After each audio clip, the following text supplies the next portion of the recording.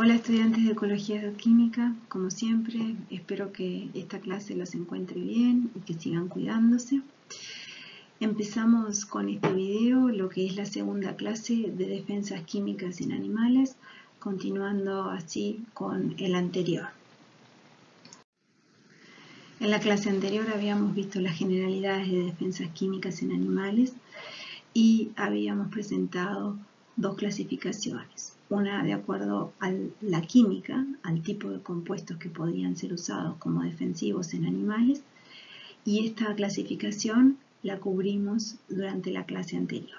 En la clase de hoy vamos a cubrir la segunda clasificación, que es aquella en que se distingue a las defensas químicas en animales de acuerdo a su origen, ya que éstas sean biosintetizadas de nuevo o secuestradas de las dietas que consumen los animales, y de esta manera las adquieren por distintos mecanismos que vamos a revisar en esta clase.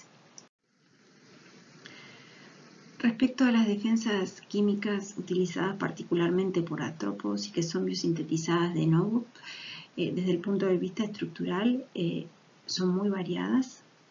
Se utilizan compuestos muy simples como el ácido acético que vimos en la clase anterior, o el ácido fórmico que vimos al principio de este curso, que fue el primer producto natural descrito en hormigas y que ya caracterizado en su reactividad como defensivo, que también es utilizado por otras taxas, por ejemplo por coleópteros carábidos.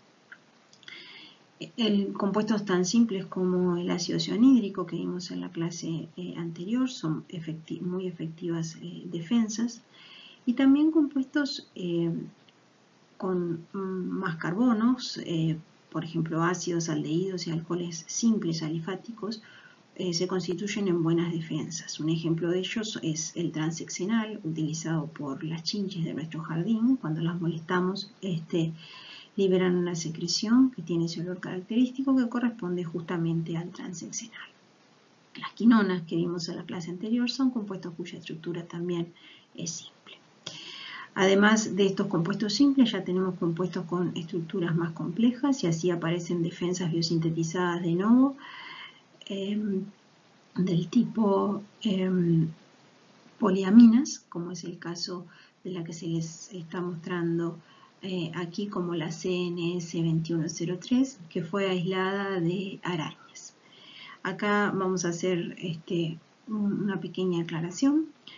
Si bien es cierto que estas poliaminas son utilizadas como defensas por las arañas, en realidad también es muy importante en cuanto a que las arañas explotan estos diversos compuestos orgánicos, no solo con estos fines defensivos, sino también como armas químicas ofensivas. ¿Qué quiero decir con esto? En este caso particular, estas arañas tienen un comportamiento de caza de sus presas que lo hacen de manera tal que le inyectan estas poliaminas, y estas poliaminas tienen un potente efecto en el sistema nervioso paralizante. Estas arañas son conocidas como arañas que pescan, y de hecho sus presas pueden ser hasta peces pequeños. La bioactividad de esta poliamina se ha logrado estudiar y corresponde a un bloqueo de canales de calcio a nivel central. Este tipo de poliaminas no solo ha sido aislado de arañas, sino también en otras taxas, por ejemplo en avispas. Como ejemplo focal de defensas que son biosintetizadas de nuevo, vamos a estudiar el caso de los san antonios, que producen diferentes tipos de alcaloides. Vamos a ver entonces a los san antonios y sus alcaloides. Los san antonios son escarabajos, coleópteros de la familia justamente Coccinellidae.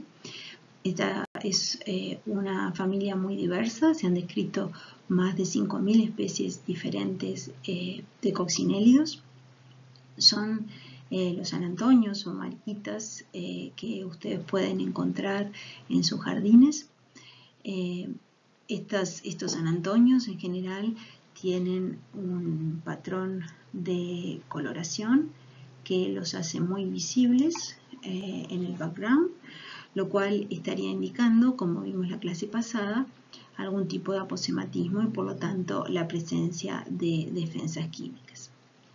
En general se relaciona a los alcaloides, a los coccinélidos como una fauna benéfica porque ingieren otros insectos que pueden ser plagas, por ejemplo pulgones, que uno puede tener en las flores en su jardín, pero también son muy importantes como controladores biológicos en cultivos que tienen distintos tipos de plagas, justamente por esa capacidad que tienen algunas especies de ser depredadores. Sin embargo, no todos los coccinélidos son carnívoros. También hay coccinélidos que son fitófagos y coccinélidos cuya dieta se basa en distintas especies de hongos. Los coccinélidos, como coleópteros que son, tienen metamorfosis completa, pasan por un ciclo que vamos a revisar en las próximas transparencias.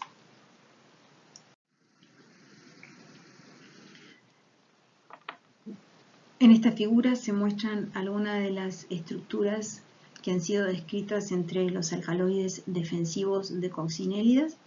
La idea es que ustedes puedan ver la gran variabilidad estructural que aparece.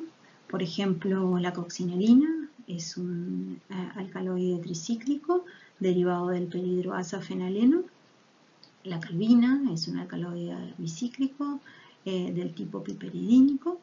Luego tenemos alcaloides del tipo aminas cíclicas, o bueno, tenemos alcaloides en cuya estructura podemos reconocer diferentes derivados pirrolidínicos. También tenemos alcaloides del tipo homotropano, muy importantes en distintas especies de coccinélidas. Ustedes saben, el homotropano es un biciclo que tiene un carbono más que el tropano. Probablemente aquellos que hayan hecho cursos de productos naturales o de farmacia hayan visto a los alcaloides del tropano, muy importantes, por ejemplo, en muchas drogas. Por ejemplo, alcaloides del tropano incluyen los derivados de la atropina y la cocaína. Bueno, en el caso de estos coccinélidos, los derivados son del homotropano, o sea, con un carbono más que el correspondiente tropano. Luego tenemos lo que se conoce como asa-macrólidos, que son ciclos de un alto número de carbonos. Y también tenemos alcaloides donde se reconocen dos orígenes distintos. Todos estos alcaloides son biosintetizados de nuevo, por eso los estamos viendo como ejemplo, por diferentes especies de coccinélidas. Estas especies de coccinélidos, por ejemplo, en su estadio adulto, para utilizarlos como defensa, tienen la capacidad de, cuando son molestados, liberar parte de su hemolinfa a través de las junturas, por ejemplo, de sus patas. Esta hemolinfa liberada está cargada de los alcaloides, de manera que esta gotita que queda hacia el exterior contacta al atacante y el atacante de esta manera percibe esta carga de alcaloides que en general, además de tener distintos efectos que puedan tener dianas particulares, son deterrentes de ese ataque, disuadiendo entonces justamente al depredador del ataque.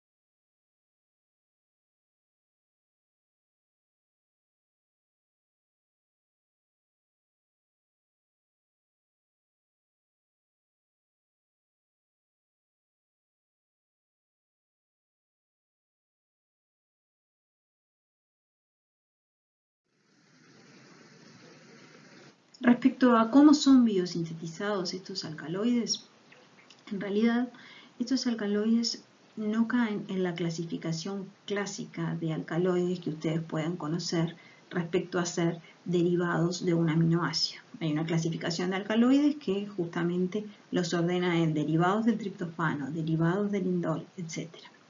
En realidad, por más que tengan el mismo tipo de anillo, ya sea piperidínico, pirrolidínico, etc., la biosíntesis de estos alcaloides en los coccinelios difiere de la biosíntesis en plantas. En general, todos estos compuestos provienen de cadenas hidrocarbonadas que luego de ser biosintetizadas adicionan un nitrógeno. Este nitrógeno sí, por supuesto, es proveniente de un aminoácido. Por ejemplo, si ustedes miran estas 4 estructuras que yo les señalo aquí, todas ellas tienen un resto de etanolamina. Esta etanolamina proviene justamente de la serina, del aminoácido serina. Sin embargo, es adicionada a una cadena que se forma previamente hidrocarbonada. Entonces, la biosíntesis de los alcaloides en estos escarabajos difiere de la biosíntesis que se encuentra en, por ejemplo, las plantas. Y lo vamos a ver ahora con un poco más de detalle. ¿Cómo se estudia si las defensas son efectivamente biosintetizadas de nuevo a partir de bloques fundamentales del metabolismo? Esto es lo que ustedes conocen, acetato, aminoácidos. Bien, hay varias formas de hacerlo. Simplemente a modo de ejemplo y una mini introducción a lo que son los estudios biosintéticos desde el punto de vista experimental. Una de las tantas opciones es adicionar a la dieta de los insectos en los que se está estudiando una determinada vía biosintética precursores posibles. Por ejemplo, si uno postula que un alcaloide deriva de la vía del acetato, se le da acetato marcado con isótopo estable.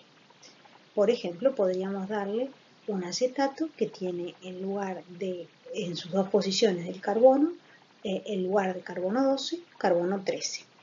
Si queremos ver, por ejemplo, que si el nitrógeno viene de un determinado aminoácido, le adicionamos a la dieta de ese insecto. Si, por ejemplo, la postulación era, bueno, este nitrógeno proviene de la serina, le adicionamos serina, cuyo nitrógeno, en lugar de ser nitrógeno 14, es nitrógeno 15.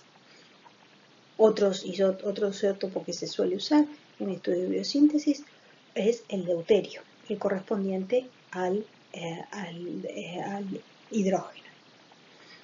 Luego de esta adición, se espera que el insecto ingiera esos precursores marcados, se extraen los alcaloides de acuerdo a como es un proceso convencional de extracción de alcaloides, ya sé que estos estén o no marcados, y se los analiza.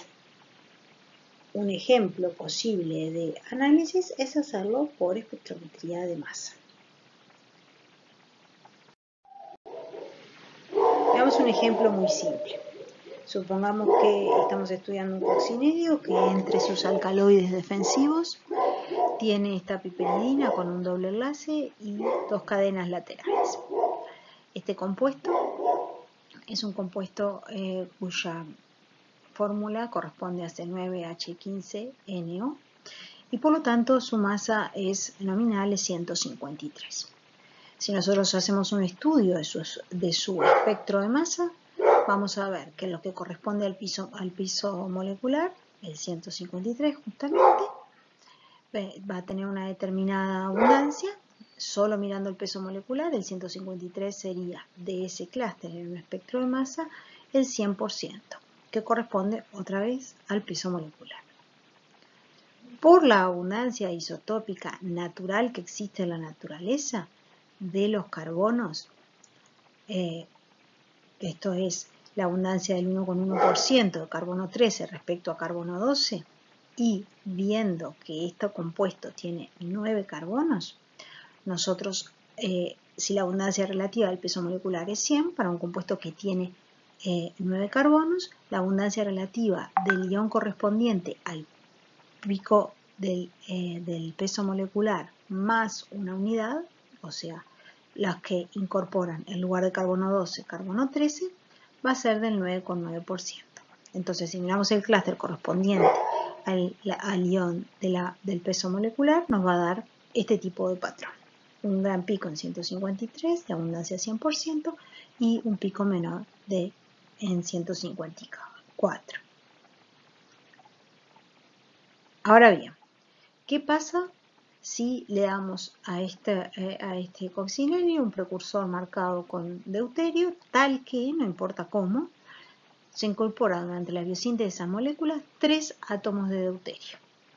Recuerden, deuterio, peso correspondiente 2.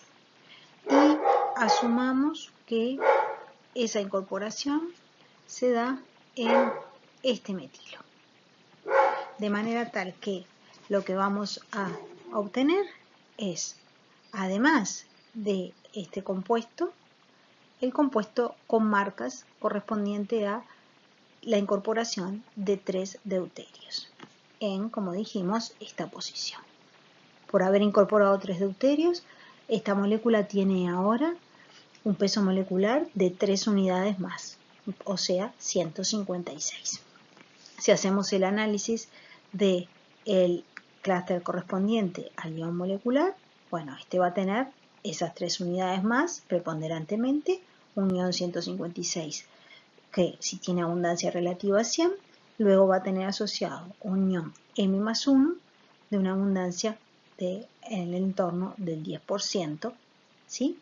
Y este clúster va a estar corrido respecto a la molécula no marcada en 3 unidades. ¿Por qué? Porque se ha incorporado 3 átomos de deuterio, o sea, 3 unidades más de masa.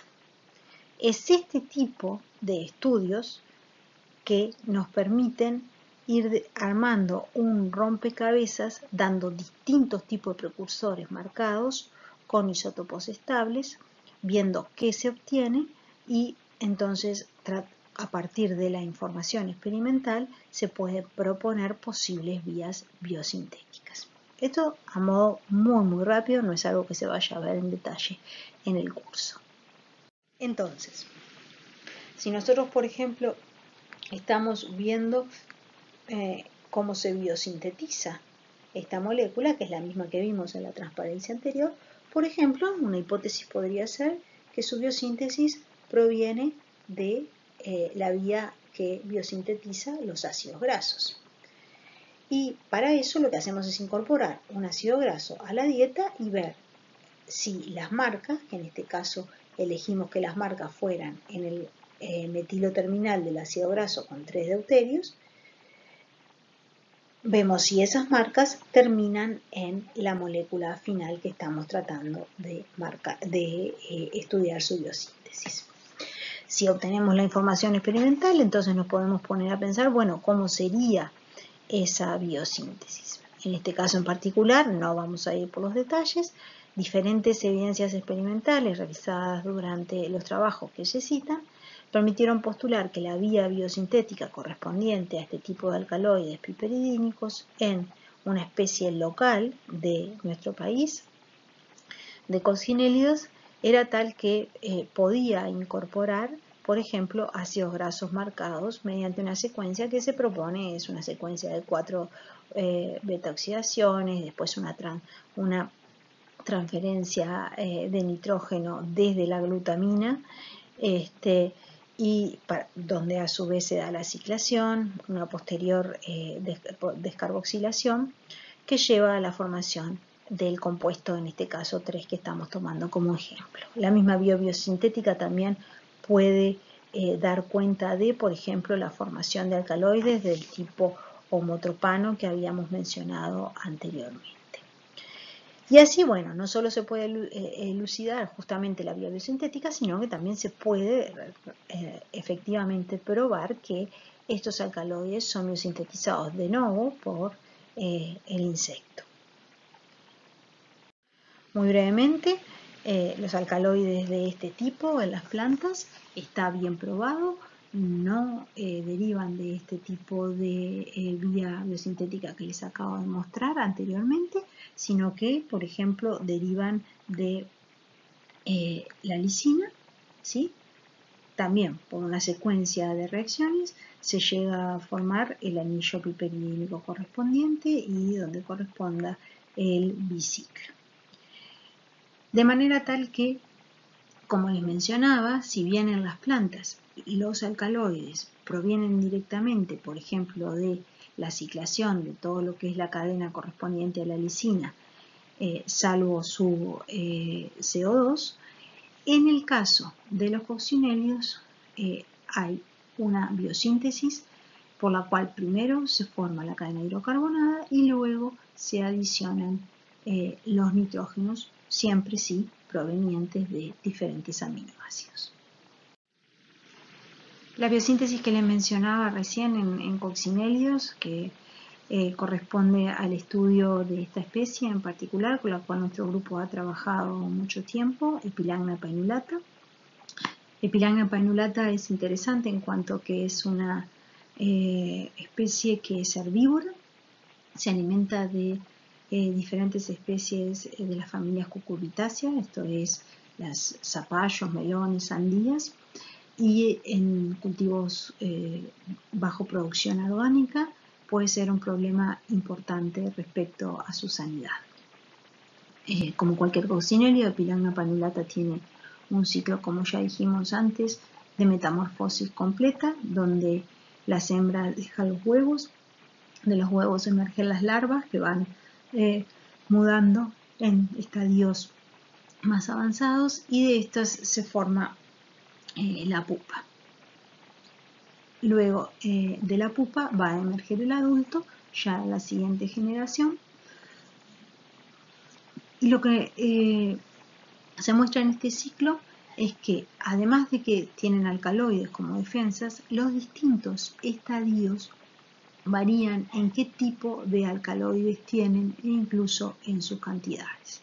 Sin importar demasiado los detalles, los huevos tienen alcaloides del tipo homotropánico, las larvas tienen este alcaloide más alcaloides del tipo piperidínico y luego los adultos tienen ambos tipos de alcaloides más un alcaloide del tipo pirrolídrico. Y las pupas tienen una química completamente distinta que no vamos a ver su origen en este momento, correspondiente a macrociclos polímeros de distintos tipos de aminoácidos condensados. Entonces, este coccinelio tiene defensas correspondientes a alcaloides y esas defensas van variando, hay una variación respecto a la ontogenia.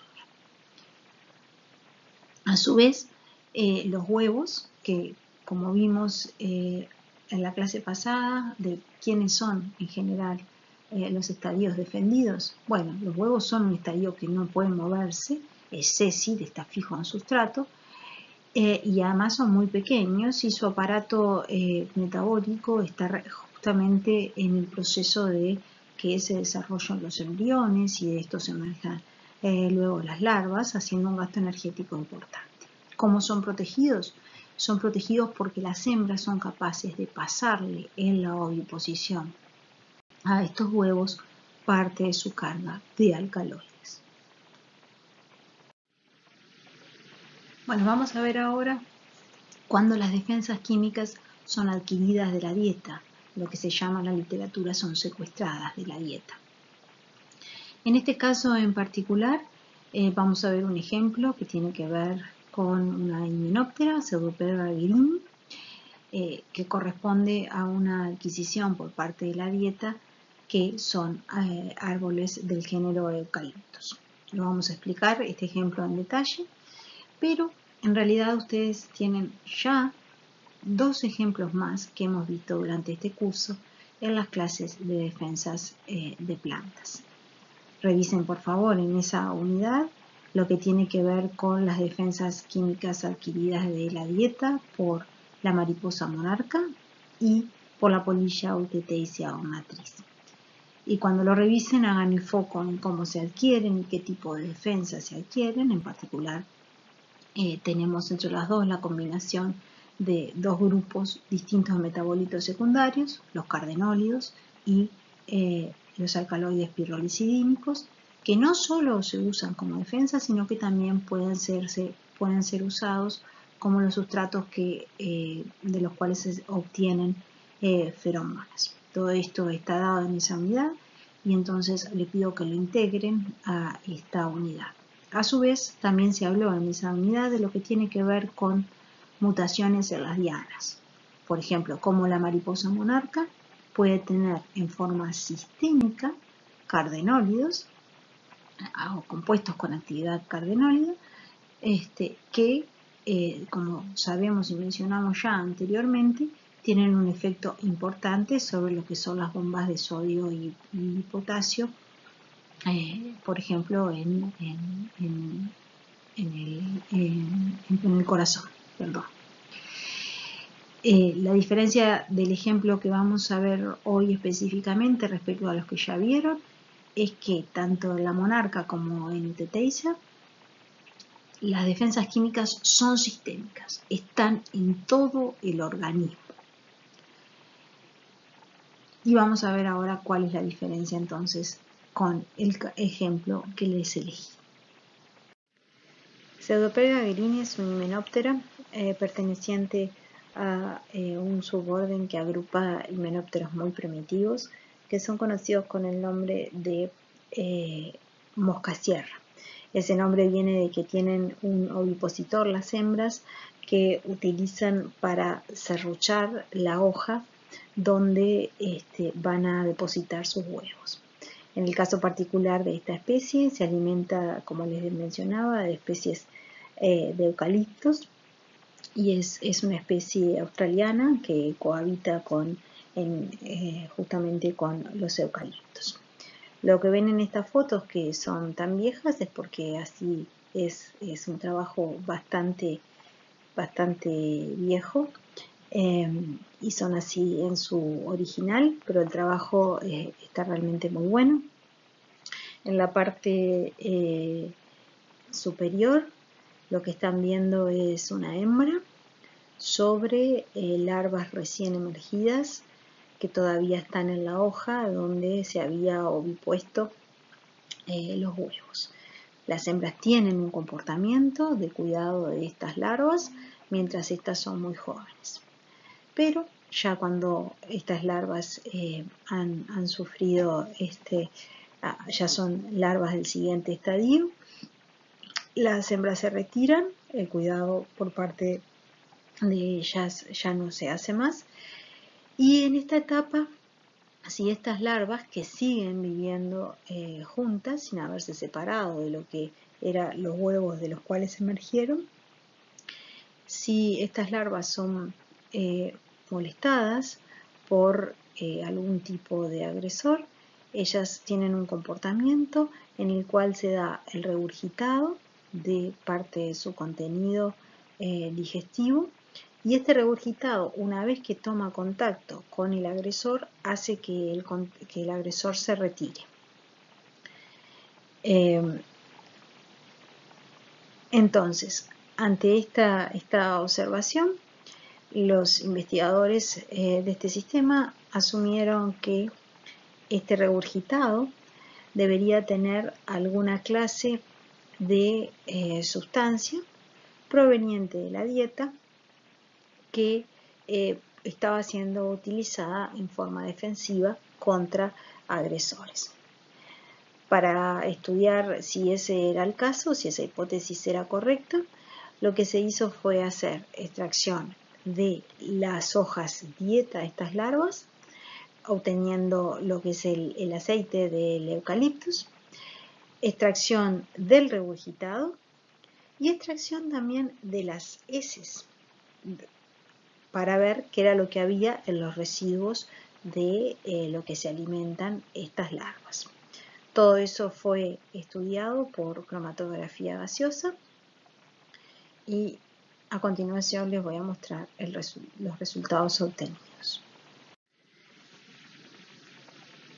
En esta figura se ve lo que serían los cromatogramas de extractos de hojas de eucaliptus en el panel A del contenido intestinal, del lumen intestinal en el panel B, de las heces en el panel D y del regurgitado de las larvas a igual escala. Y como se puede ver, lo que más se parece a lo que hay en el Eucalyptus es justamente el regurgitado de las larvas. Asimismo, lo que pueden ver es que en lo que son las heces, e incluso ya en el contenido intestinal, el cromatograma se parece bastante menos, de hecho no se parece casi, a lo que es lo que hay en las hojas de eucaliptus, que es lo que están ingiriendo estas larvas. Entonces, con esta información, los autores proponen que lo que está sucediendo es que el regurgitado de las larvas tiene un concentrado o queda con todo lo que pueden ser metabolitos del tipo volátiles que están contenidos en las hojas de eucaliptus que estas larvas están ingiriendo, y este concentrado es el que le da la actividad defensiva a ese regurgitado. A su vez, como no hay en el contenido intestinal, como no están presentes estos compuestos, ni lo están en las heces, los autores proponen que ni siquiera llega a la parte intestinal lo que están ingiriendo, sino que hay una concentración de estos compuestos en zonas adyacentes del aparato bucal, que son unos divertículos. Para probar esto lo que hicieron fue disecciones de las larvas, que aquí no les estoy mostrando ninguna figura, y realmente pudieron ver que adyacente a lo que sería la boca de las larvas se encuentran estos divertículos, donde a su vez está concentrado estos compuestos a partir de los cuales de esa mezcla después hacen el regurgitado con actividad defensiva. En realidad, si uno piensa topológicamente dónde han quedado esos compuestos que adquiere de su dieta esta larva, siempre han quedado fuera de lo que es el organismo. Insisto, topológicamente. Están en la parte adyacente a su boca, el tracto digestivo, y topológicamente es todo externo. Entonces, desde el punto de vista de si hay un secuestrado, sí, hay una adquisición de la dieta, pero esa adquisición es tal que estos compuestos no se hacen sistémicos en las larvas, no están dentro del organismo, sino que quedan afuera en estos divertículos asociados al aparato bucal.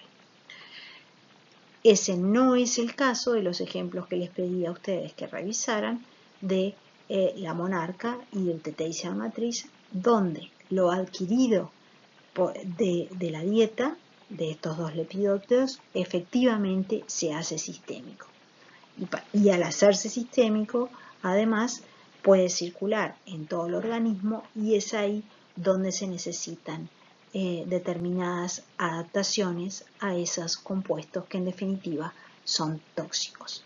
Lo que nos referíamos recién a el hecho de que existan mutaciones que en las dianas correspondientes a, en este caso, los cardenolios y los alcaloides pirrolicidínicos que estas dos especies pueden adquirir, secuestrar y efectivamente hacer sistémico a partir de lo que comen. Entonces, en cuanto a la adquisición de determinados metabolitos de la dieta, existe una adquisición que es en estructuras externas, llamémosle así, respecto a, o en contraposición a que se haga un secuestrado que se haga efectivamente sistémico. Tenemos las dos situaciones en lo que es la adquisición de metabolitos secundarios a partir de la dieta. ¿Cómo son adquiridos de las dietas esas defensas químicas? Es lo que vamos a ver a continuación. Básicamente pueden ser adquiridos como tales, sin modificación. Lo que consumen es lo que de alguna manera llega a su organismo en ese proceso de hacerse sistémico. Es la gran minoría de los casos en donde sucede esto. En la gran mayoría lo que ocurre es que para hacerse sistémicas hay determinadas modificaciones químicas que el insecto tiene que hacer sobre los metabolitos que encuentra en sus dietas.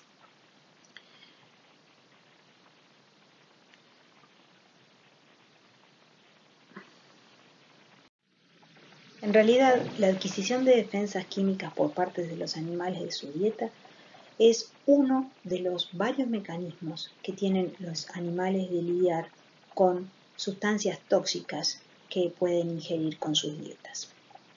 Estos mecanismos incluyen no solo lo que estamos viendo en el contexto de esta unidad respecto a la adquisición de metabolitos secundarios que pueden ser usados o reciclados para defensas químicas, sino también la eliminación, la metabolización completa, y una forma de lidiar con estos metabolitos es la evasión.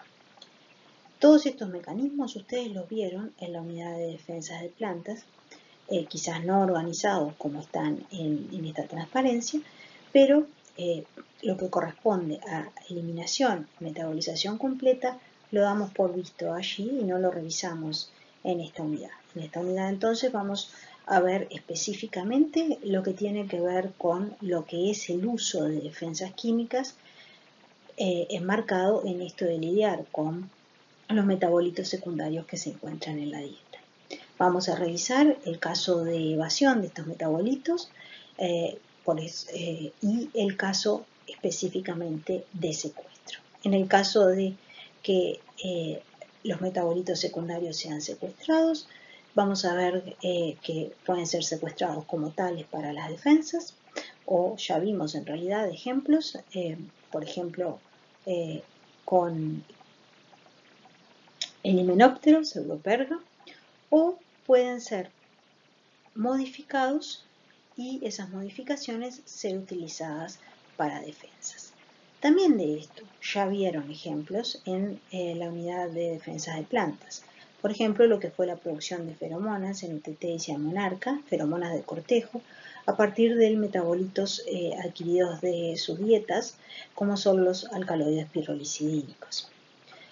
También vamos a ver lo que es la producción de defensas modificadas y a pesar de que estas modificaciones son muy variadas, van a ver que al final todas ellas se engloban conceptualmente en el hecho de que para utilizar estas defensas que son ingeridas hay que solucionar problemas de solubilidad.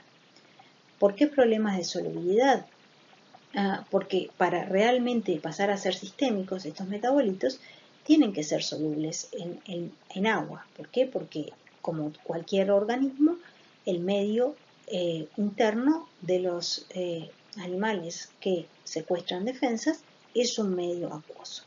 Para que algo se haga sistémico, tiene que de alguna manera ser vehiculizado en ese medio acuoso y por lo tanto deben solucionarse problemas de solubilidad cuando los metabolitos no son solubles en agua. Esos problemas de solubilidad se solucionan mediante oxidaciones, mediante conjugaciones con azúcares que los hacen solubles en agua, entonces a los glicósidos formados, mediante conjugaciones con grupos ionizables como son los fosfatos y los sulfatos.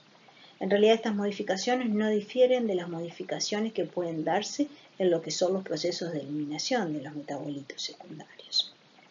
Las enzimas que producen oxidaciones, por ejemplo, suelen ser oxidasas de función múltiple, que pueden estar asociadas al propio tracto digestivo por donde va a ingresar por ser asimilados esos metabolitos secundarios, o pueden estar asociadas a lo que son los cuerpos grasos de los insectos. Estas enzimas catalizan reacciones de oxidación que hacen justamente a los aleloquímicos más polares. Algunas son no específicas, pueden catalizar reacciones con más de un tipo de sustrato, y algunas son inducibles por los químicos ingeridos. Se expresan solo cuando es necesario porque se dio la ingestión de estas sustancias químicas. Enzimas como la P450 también han sido implicadas en la modificación de aleloquímicos respecto a esto de aumentar la solubilidad en medios acuosos.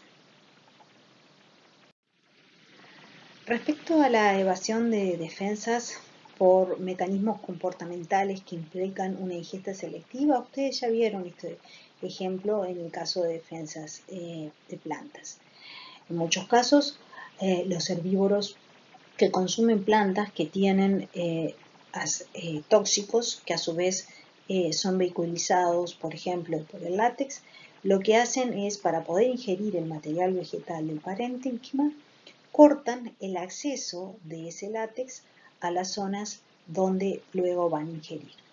Lo que muestra esta figura es además que este comportamiento de ingesta selectiva tiene un patrón que es diferente de acuerdo a la venación de la hoja.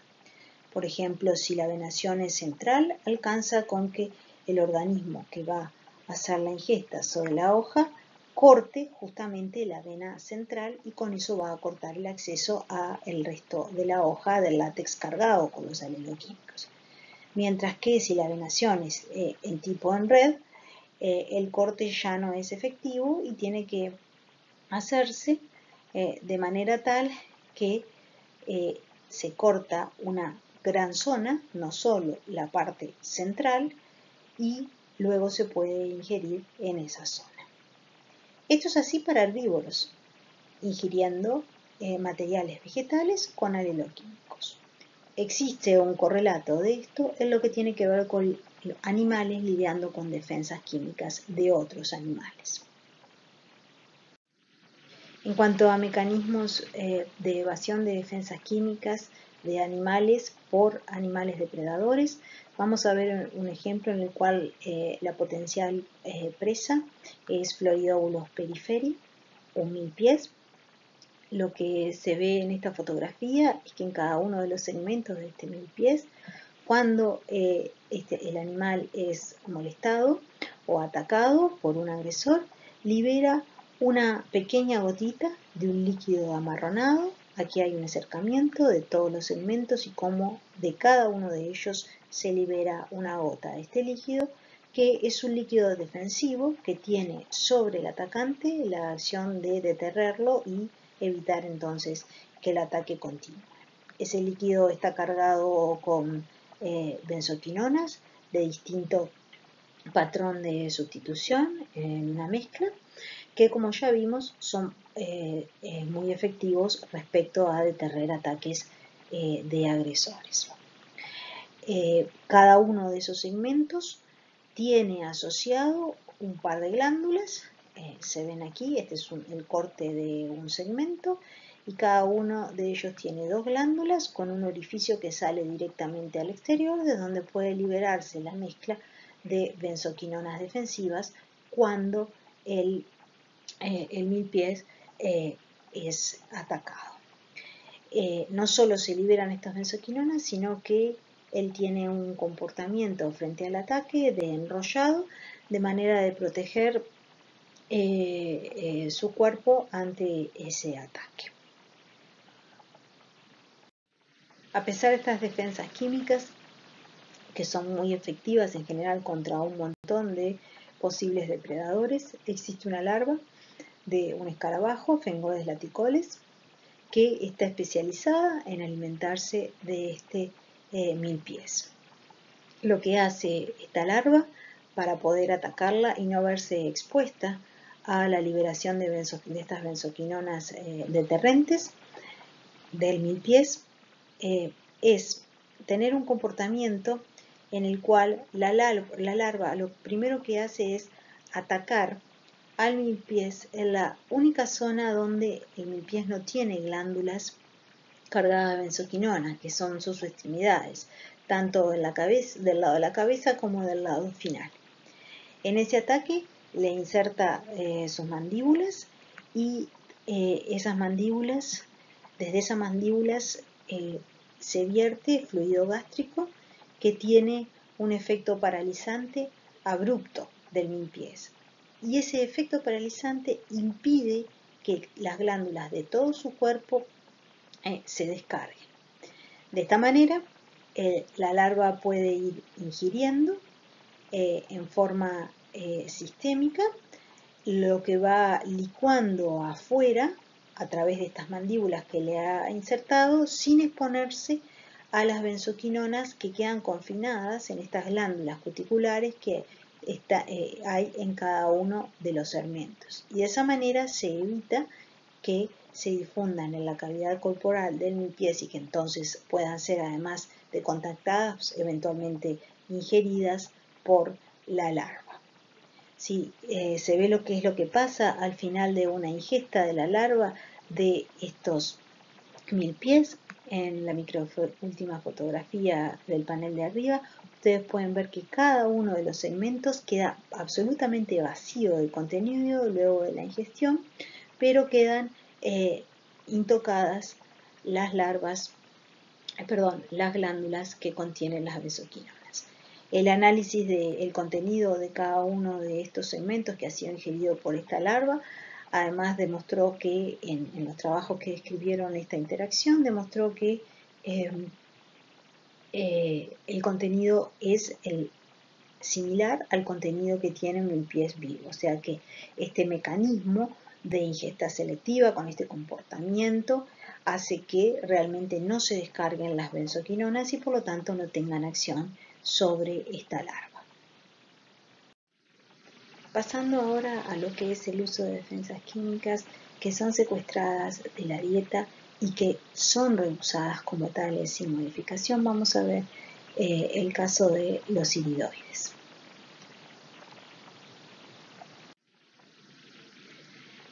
Los iridoides son un grupo de monoterpenos, tienen 10 carbonos como resultado de la fusión de 2 unidades isopreno, derivan de una estructura básica correspondiente a un ciclopentano trisustituido y esto forma el núcleo de iridano que se encuentra frecuentemente funcionado con un heterociclo de oxígeno de 6 miembros que es el iridoide.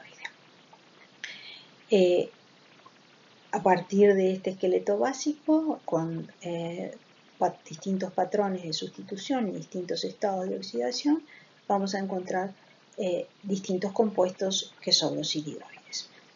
Los iridoides se encuentran en muy diferentes taxa, entre ellos, por ejemplo, en plantas de la familia Scrophulariaceae. En particular, vamos a estar hablando en este estudio que se ha realizado respecto a defensas en animales secuestradas, específicamente iridoides defensivos, de 3 especies de plantas que cohabitan en determinadas regiones del hemisferio norte, que son las que se muestran en la figura. En estas 3 especies encontramos una mezcla de iridoides. Esa mezcla es tal que cada una de ellas tiene un iridoide mayoritario. Por ejemplo, Castilleja íntegra tiene mayoritariamente mafadienócido y luego catalpol como segundo más abundante. Bacteria alpina tiene más aucobina que catalpol y Bacteria plantaginia tiene más catalpol esterificado con ácido isovainillénico que el propio catalpol. Y todas ellas tienen otros iridoides en muchas menores proporciones.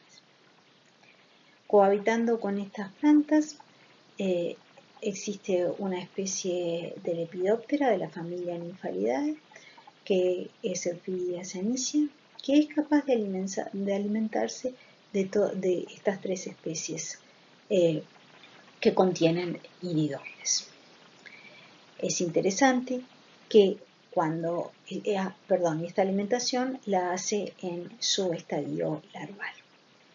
Ese estadio larval, a medida que va ingiriendo en su dieta vegetal estos iridoides, los va acumulando y estos iridoides son conservados y usados en forma defensiva tanto en las larvas como en los adultos de la especie. Es interesante que si se hace el análisis químico de los iridoides presentes en esta Lepidoptera, su abundancia no es exactamente la abundancia de la planta de dieta donde se alimenta.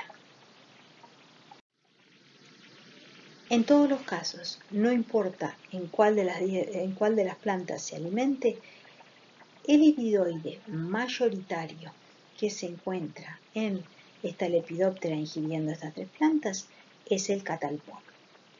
También se encuentran los compuestos minoritarios en el caso de Castilleja íntegra y B. alpina, no así el minoritario en el caso de B. plantígena, ¿Por qué? Porque si ustedes se fijan, el compuesto 3 es un éster del catalpol con ácido isovainillínico. Para secuestrar a el catalpol y utilizarlo como defensa, lo primero que hace esta lepidóptera es hidrolizar en su tracto digestivo el compuesto 3 a el ácido isovainillínico y el catalpol. El ácido isovainillínico es eliminado, es excretado como tal, y es el catalpol el que puede hacerse sistémico y por lo tanto ser secuestrado y luego usado como defensa química. Entonces, tenemos aquí un ejemplo de iridoides que son secuestrados como tales, pero esos que son secuestrados como tales, la adquisición, el secuestro y el que se hagan sistémicos se hace con determinada selectividad. Y a su vez, en el caso de el iridoide 3, existe una modificación previa a la adquisición y reutilización como defensa química que corresponde a una hidrólisis en el lumen del intestino. A partir de este ejemplo de la adquisición de iridoides podemos hacer ciertas generalizaciones. Para que se dé la adquisición de sustancias que luego son utilizadas como defensas, haciéndose previamente sistémicas, debe haber un proceso de absorción desde el intestino. Para ello tiene que haber un transporte desde el lumen intestinal a la hemolinfa y luego en la propia hemolinfa. En algunos casos estas sustancias se mantienen en hemolinfa y desde allí son utilizadas en los procesos defensivos. En otros casos hay deposición con concentración en órganos específicos o tejidos específicos desde los cuales luego se utilizan.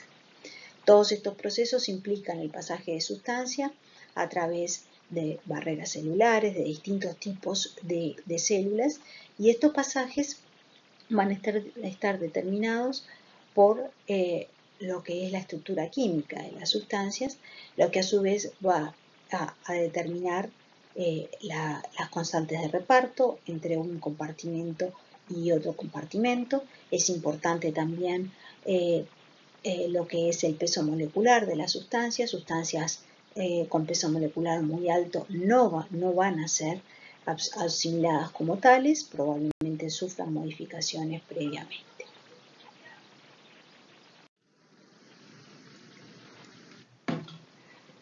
La relación de determinados insectos herbívoros con especies de la familia Scrophulariaceae y las observaciones ecológicas respecto a su capacidad de explotar únicamente especies en esta familia, o sea, si son especialistas en la familia, o si además de estas especies pueden explotar especies en otras familias, y a su vez las observaciones respecto a cómo son estos herbívoros, en particular estamos hablando aquí de lepidópteras, nos permiten pensar en cómo es esto del desarrollo del aposematismo y la cripsis respecto a la existencia o no de defensas químicas.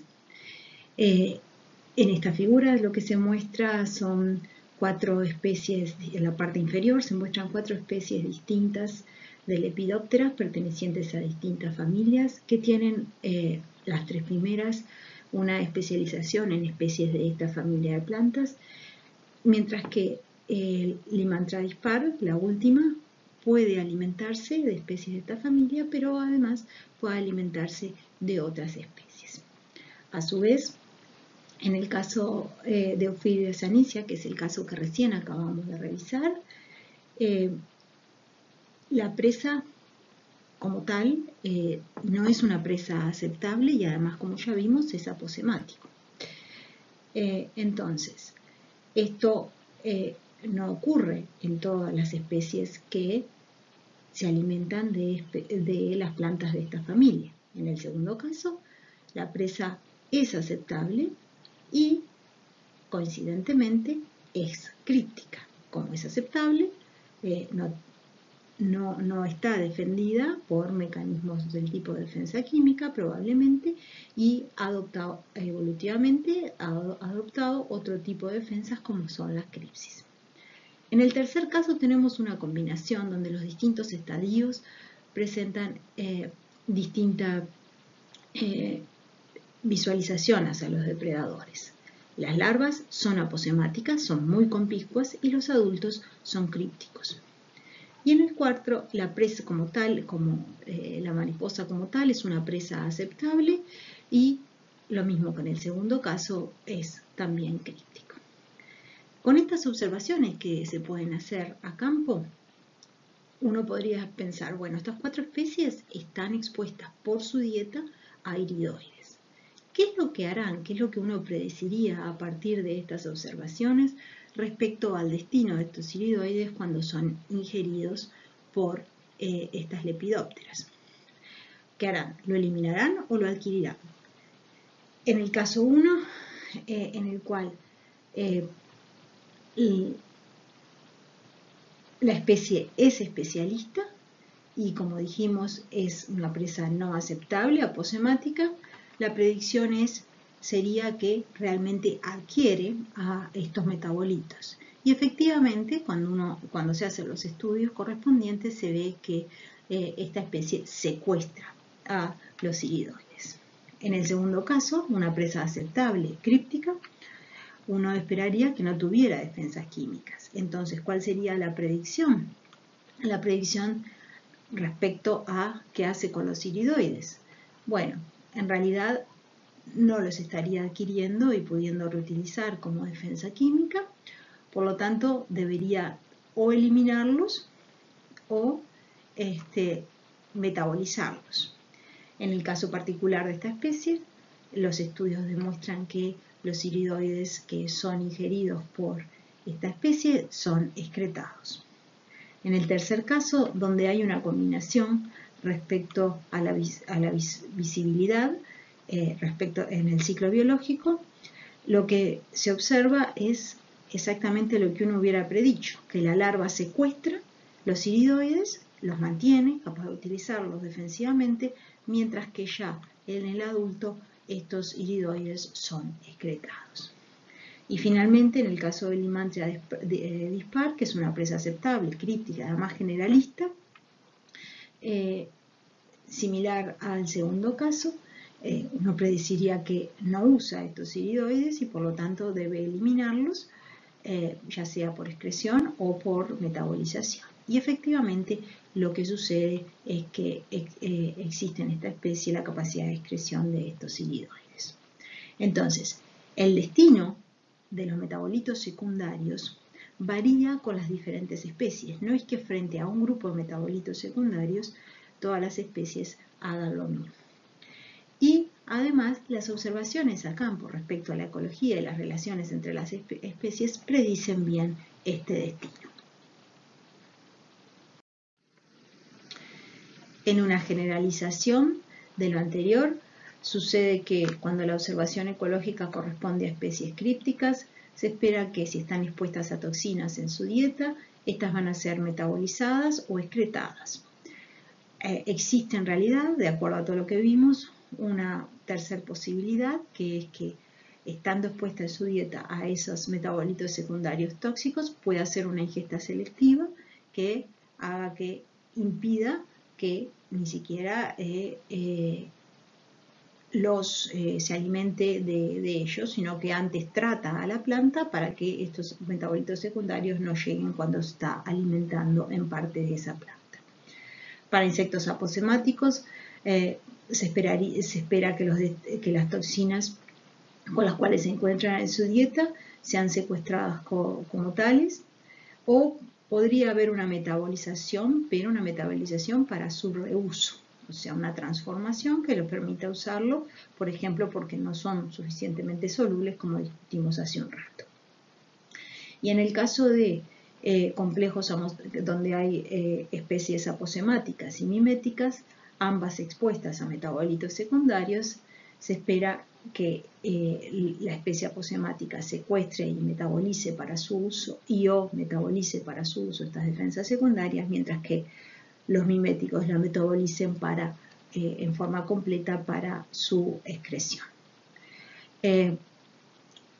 A su vez, siempre que observamos una especie aposemática, o estos complejos de aposemáticos y miméticos, aunque estén expuestos a toxinas de su dieta, en su dieta, y puedan adquirirlos, también puede ser que sinteticen otro conjunto de defensas químicas de novo. Y de hecho, en la naturaleza hay más de un caso documentado donde existe una estrategia dual por parte de insectos de uso de defensas químicas, que son una parte de ellas biosintetizadas de novo y otra parte adquiridas de su dieta. En cuanto a la utilización de defensas químicas adquiridas de la dieta con previa modificación, como ya mencionamos, estas modificaciones corresponden a alcanzar un aumento de la solubilidad en el medio acuoso interno. Las principales reacciones que son utilizadas son las de oxidación, conjugación con azúcares y conjugación con grupos ionizables como fosfatos y sulfatos. Una reacción muy común de metabolitos secundarios ingeridos en la dieta, cuando estos tienen grupos amina, es la formación de N-óxidos en esos grupos.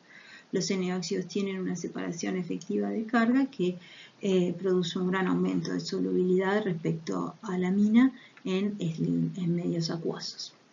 Ejemplos de esto vieron con los alcaloides pirrolicidínicos que puede adquirir la Polilla uteteisia ornatris de sus plantas dieta del género Crotalaria en la unidad de defensas de plantas.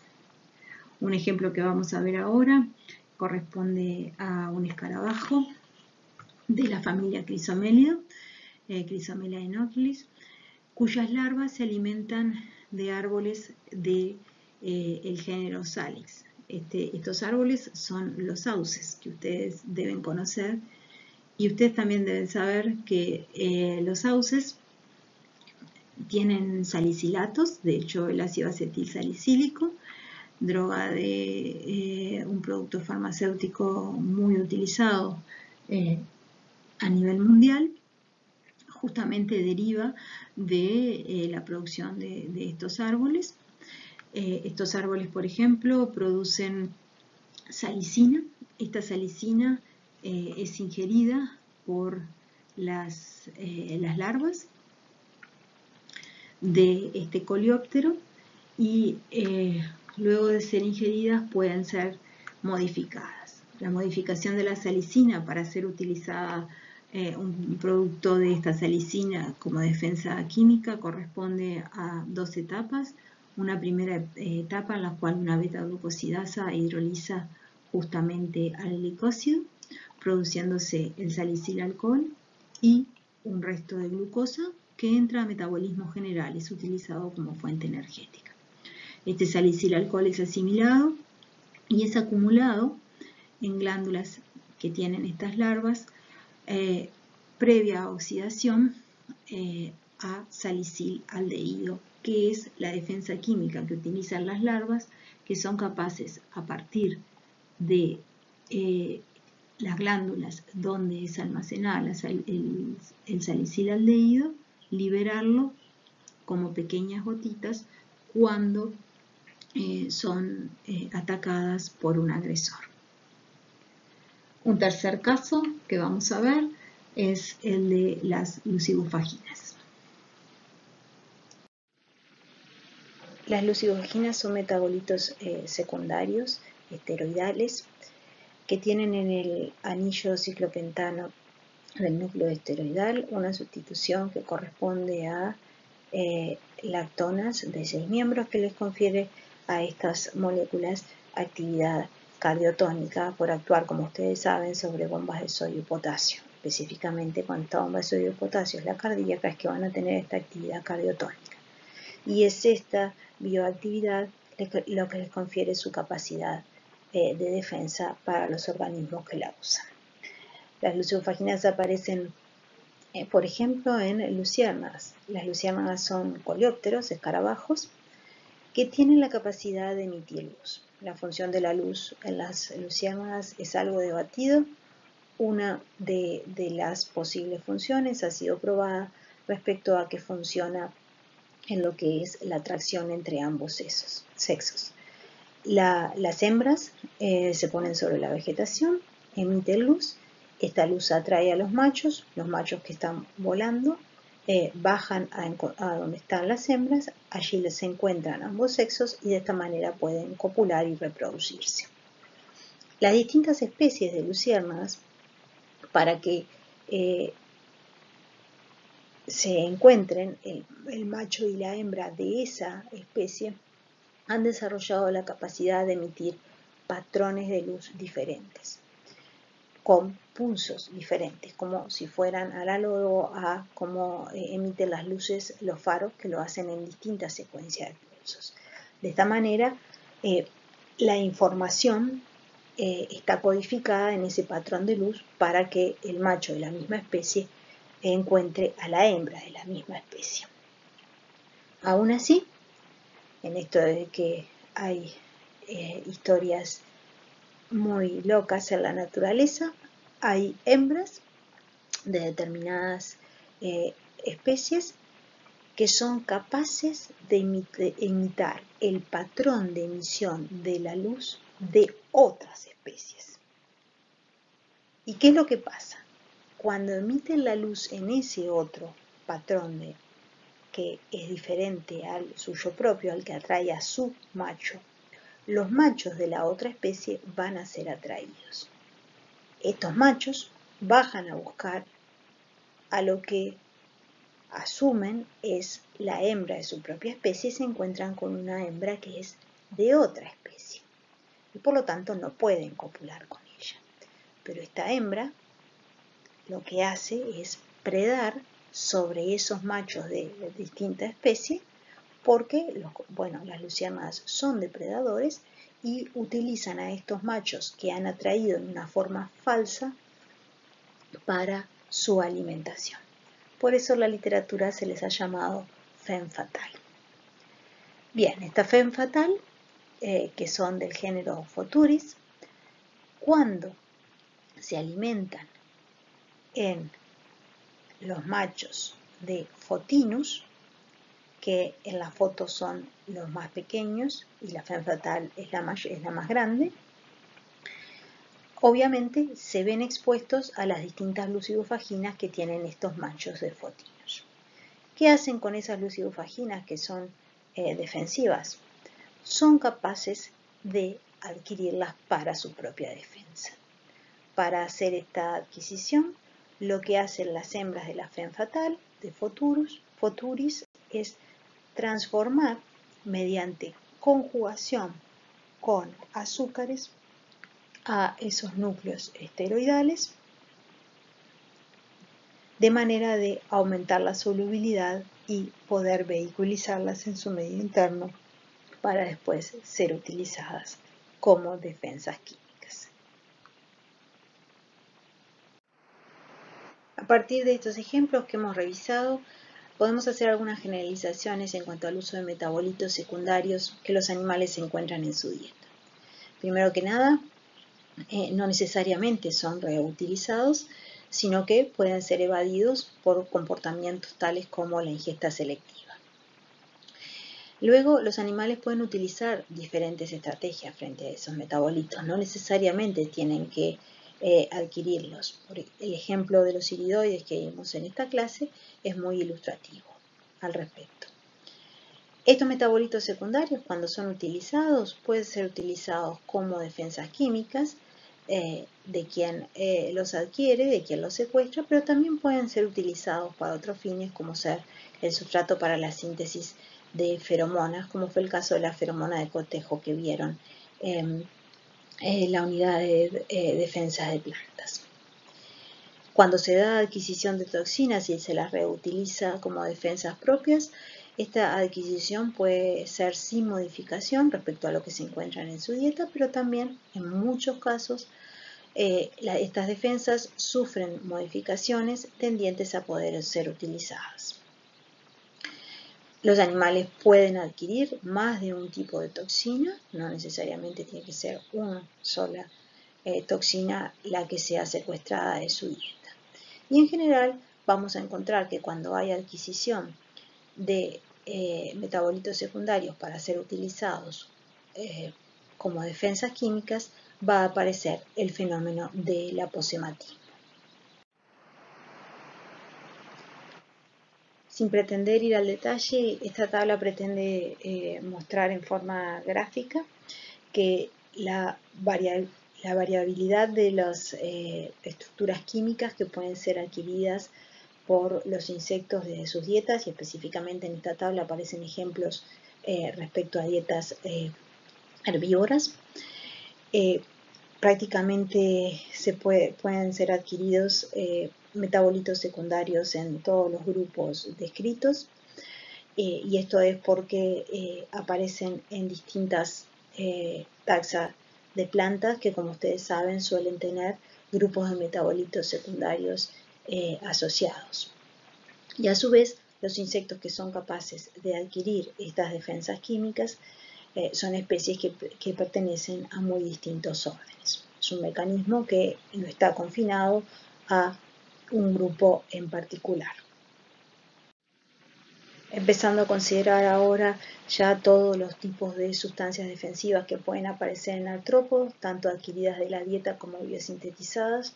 Algunas otras generalizaciones que podemos hacer, que no son demasiadas, es que estas defensas químicas, para ser utilizadas, básicamente pueden ser utilizadas en forma exócrina. ¿Qué se quiere decir con exócrina?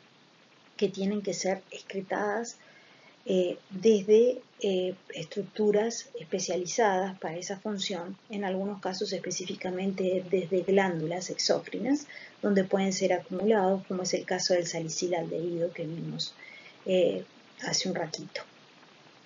Pero también estas sustancias pueden ser sistémicas, no estar confinadas a una estructura en particular de los artrópodos, pueden estar circulando en su hemolinfa.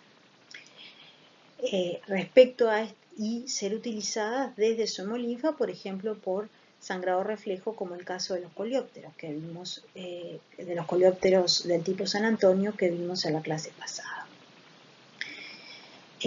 Respecto a estas dos grandes formas de usarlo, que tienen sus variaciones, cuando hablamos de sustancias exócrinas, en general van a aparecer sustancias de peso molecular bajo, volátiles, que van a ser mezclas más complejas, en el sentido de que aparecen, por ejemplo, cuando se usan quinonas, varias quinonas. Pueden ser sustancias que ya no son tan solubles en agua, porque justamente tienen un sistema de confinamiento en el organismo, no necesitan esa vehiculización en todo el entorno acuoso, o porque son producidas en el momento, como es el caso de las benzoquinonas. En el caso de las defensas que son sistémicas, el peso molecular va a ser un peso molecular ya mayor que las otras, necesitan necesariamente ser hidrosolubles para estar en el medio acuoso interno, son menos sustancias las que se utilizan, no son mezclas tan complejas, pero sí son, desde el punto de vista estructural, bastante más complejas. Esto englobando todo, tanto defensas adquiridas como defensas biosintetizadas. De nuevo, estas generalizaciones son pertinentes a ambos grupos. Y ya terminando con la unidad, se van a encontrar en la literatura que hay una discusión bastante importante acerca de las razones por las cuales evolutivamente en algunas taxas se ha seleccionado el uso de defensas biosintetizadas de novo, y en otras taxas se ha seleccionado el uso de defensas que son adquiridas desde la dieta. Esta discusión es una discusión bastante compleja que no vamos a cubrir en detalle en este curso, a modo simplemente de que quede por ahí la idea de cuáles podrían ser las razones. Una forma de analizar esto es analizar los costos que tiene adoptar ambos tipos de estrategias. ese análisis de costo es un análisis complejo para hacerse instrumentalmente, para hacerse experimentalmente. Porque experimentalmente deberíamos lograr que la misma especie biosintetizara de nuevo y adquiriera para poder comparar cuál es el costo en la misma especie frente a las dos estrategias, cosa que no sucede.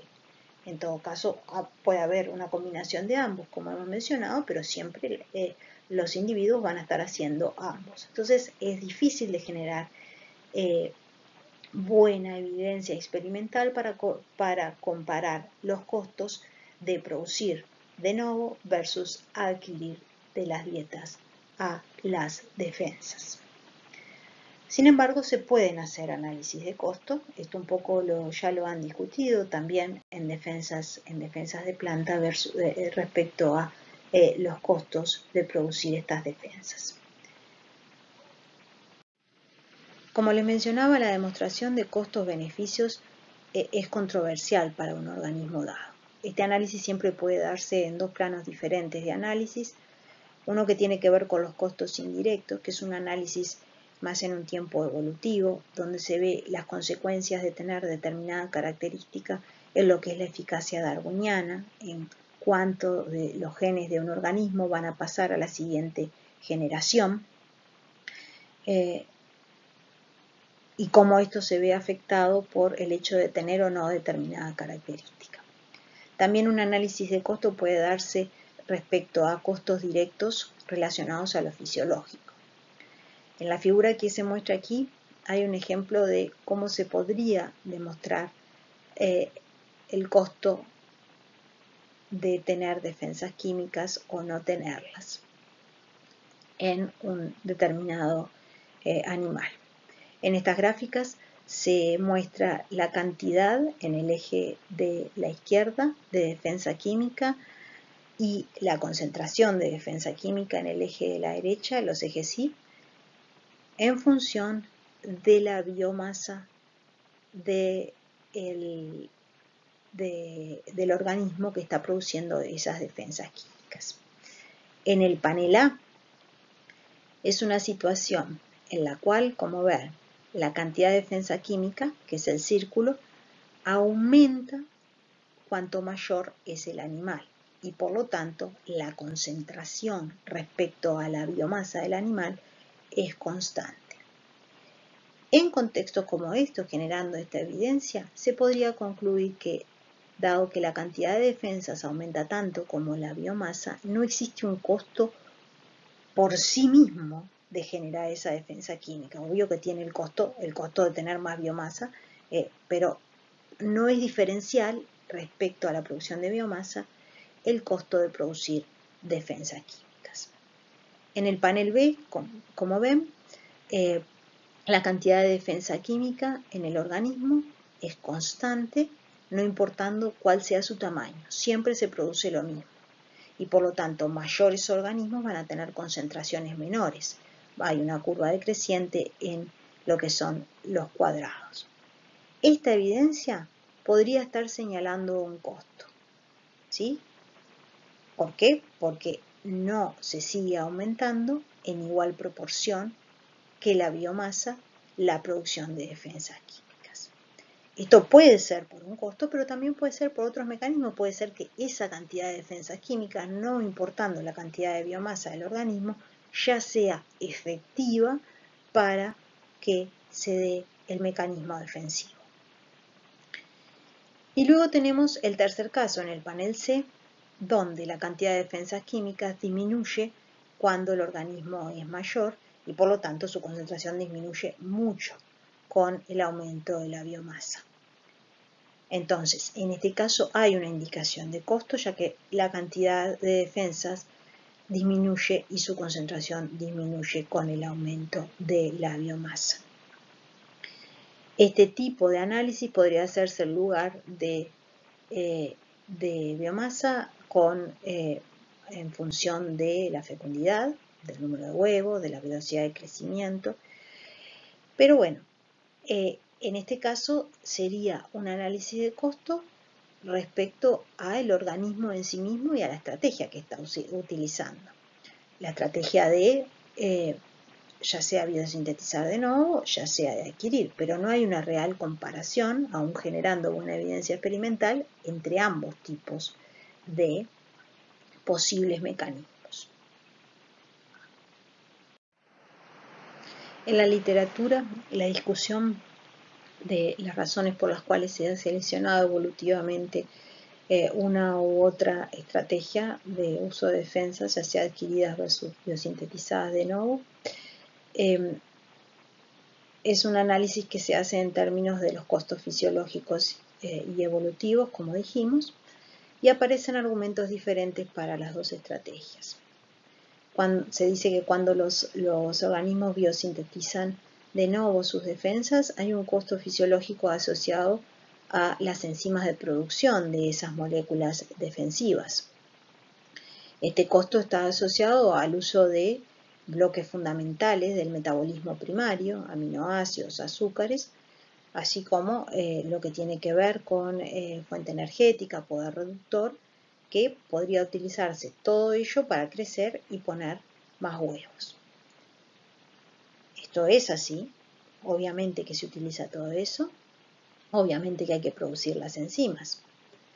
Pero en el caso de las defensas biosintetizadas, en contraposición a lo que ocurre en las defensas biosintetizadas de nuevo, en las secuestradas también hay que producir proteínas. No son las enzimas de producción, pero por ejemplo son proteínas transportadoras responsables de la asimilación, responsables de la vehiculización, responsables si hay un reservorio de concentrar en ese reservorio a las defensas químicas. Así que también hay un costo asociado a lo que es la síntesis proteica de las proteínas implicadas.